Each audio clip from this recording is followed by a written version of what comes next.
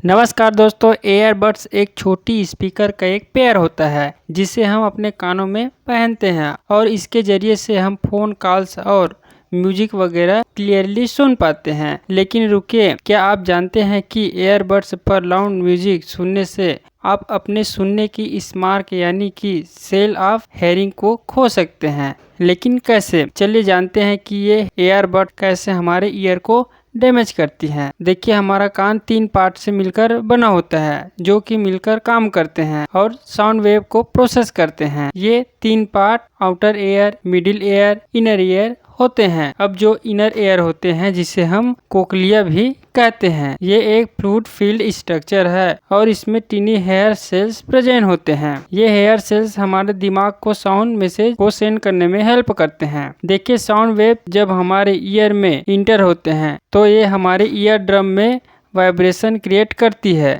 ये वाइब्रेशन फिर हमारे मिडिल एयर में प्रेजेंट टीनी बोन से होते हुए हमारे कोक्लिया में ट्रांसमिट हो जाती है। जैसे कि मैंने आपको पहले बताया कि कोक्लिया फ्लूइड फील्ड चेंबर है जिसमें टीनी हेयर सेल भी प्रेजेंट होते हैं। ये वाइब्रेशन इन फ्लूइड और छोटे छोटे हेयर सेल में से पास होती है। ये हेयर सेल इन वाइब्रेशंस को इलेक्ट्रिक इम्पल्सन में कन्वर्ट करते हैं जिसको भी हमारे ब्रेन की तरफ भेजा जाता है और यूं हम सुन पाते हैं। जब हम हाई वॉल्यूम में किसी साउंड को सुनते हैं तो साउंड वेव की फ्रीक्वेंसी बढ़ जाती है जिसकी वजह से कोक्लिया में प्रेजेंट हेयर सेल्स तेजी से मूव करने लगती है। अगर हम continuously high frequency sound wave को सुनते रहे तो हमारे कोक्लिया में प्रेजेंट ये टीनी एयर सेल्स डैमेज होने लगते हैं जो कि हेयरिंग लॉस सबब बन सकता है। अब यहाँ आपको बताता चलूं कि हमारे ये कान 70 dBA तक के साउंड वेव को